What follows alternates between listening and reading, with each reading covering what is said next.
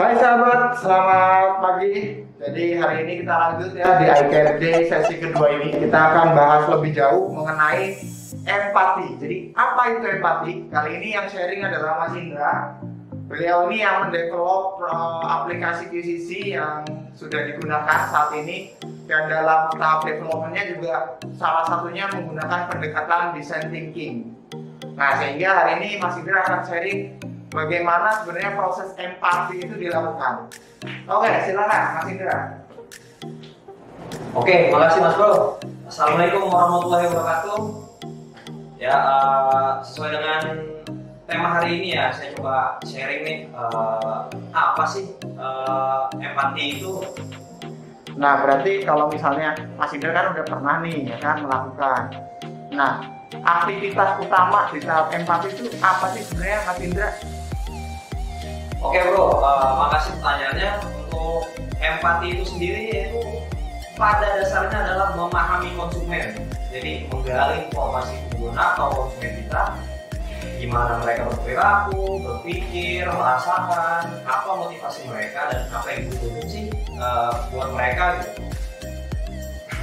Jadi pada tahapan itu kita mencoba mendapatkan informasi sebanyak-banyaknya mengenai konsumen, karena pada dasarnya design thinking itu adalah people center, jadi berfokus kepada orang gitu bro. Oh gitu, berarti di tahap pertama ini kita berusaha memahami pengguna gitu ya, karena fokusnya ke customer gitu ya. Nah, kalau misalnya di Seven Tool, di QCC gitu kan ada toolsnya tuh, biasanya langkah satu misalnya pakai Pareto gitu ya. Nah di design thinking ini, tahap empati itu toolsnya pakai apa nih Mas Indra? Jadi di empati ini di tahap pertama design thinking itu, jadi ada dua tool yang digunakan. Yang pertama itu user persona, yang kedua itu empati map bro. Oh gitu, jadi toolsnya ini berurutan ya? Berurutan, yang pertama jadinya tadi persona, user persona, yang kedua itu empati map. Nah ini kan tools baru nih, saya pengen tahu nih sebenarnya user persona tuh apa, terus pakainya gimana nih Mas Indra? Jadi pertama-tama tuh kita mengartikan dulu ya, persona itu apa sih?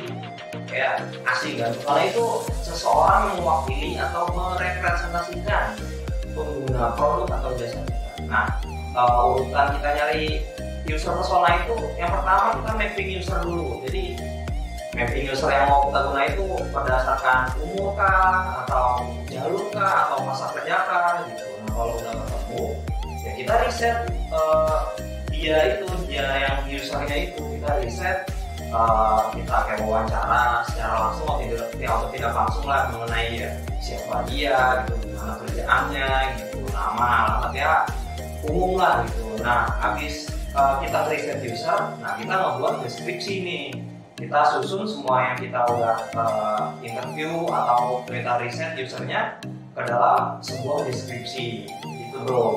Oh gitu, jadi pertama harus observasi ya customer kita siapa gitu ya. Kemudian pengen tahu lebih jauh sebenarnya yang jadi customer tuh pengennya gimana, dia tuh tinggal di mana, misalnya lebih jelasnya seperti itu ya. Nah ini template personanya nih bro, jadi ada 4 kuadran ya. Jadi pertama itu siapakah mereka, nama, asal, informasi demografi dan psikografi tadi yang Mas Bro sebutin, kayak usia, pekerjaan, tujuan, sikap, nilai, motivasi, dan yang kuadran ketiga itu kebutuhan dan permasalahan gitu. Permasalahan utamanya apa gitu. Jadi ya kita harus benar-benar ngegali lah kebutuhan user itu, masalahnya, dan sama kira-kira dia tuh punya pendekatan apa gitu supaya bisa menyelesaikan masalahnya gitu. Oh gitu, berarti kita ini ya lebih mengenal pengguna kita ya di tahap nama kata sayang bro. Oke. Nah kalau misalnya nih kita udah menentukan dari sekian banyak user, atau misalnya kita punya member 10, kita udah menentukan oh si A ini paling mewakili kondisi saya, sehingga kita udah tahu nih oh ini yang mau saya ambil sebagai persona. Nah sekarang nih proses empatinya tuh seperti apa nih Mas Indra? Oke bro, jadi empati map ini yang pertama kita lakuin adalah gimana sih kita tuh mencoba untuk menelisik orang itu lebih dalam bro. Jadi kita lebih intimate lah.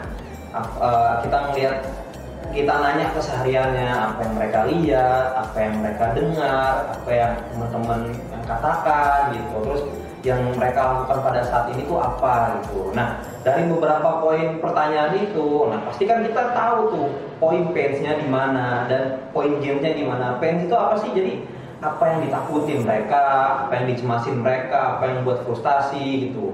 Nah, dari ketakutan, keresahan, kegalauan mereka ini gitu, kita juga bakal ngelihat apa sih yang mereka inginkan, apa yang mereka butuhkan, apa yang mereka harapkan. Dari dua gains dan pain ini adalah basic untuk kita membuat improvement. Oh gitu Mas Indra, jadi intinya adalah di tahap empati kita benar-benar tahu nih masalah sesungguhnya customer kita apa gitu ya. Kalau misalnya balik ke aplikasi yang dulu Mas Indra bikin, misalnya oh kondisi saat itu ketika observasi ternyata painnya adalah ketika kisis itu susah gitu ya, banyak customer voice kayak gitu ya, kemudian materinya nggak ada nih Mas gitu. Nah itu yang susah dapetin materi lah, terus misalkan akses materinya mungkin cuman orang komite doang gitu, atau kan namanya juga dulu kan lagi corona, lagi kencang-kencangnya nggak boleh pakai kertas lah gitu sih. Oh itu jadi pain point terus ditanggulangi ya. Nah ditanggulanginya berdasarkan apa yang mereka butuhkan di gamesnya. Oh gitu. Terus based on kebiasaan customer juga ya. Mereka biasa pakai HP gitu kan. Oh gitu. Jadi di tahap empati untuk mengenal lebih dalam sebenarnya customer kita siapa dan sebenarnya pain point atau kebutuhan mereka sesungguhnya tuh apa gitu ya Mas Indra. Oke.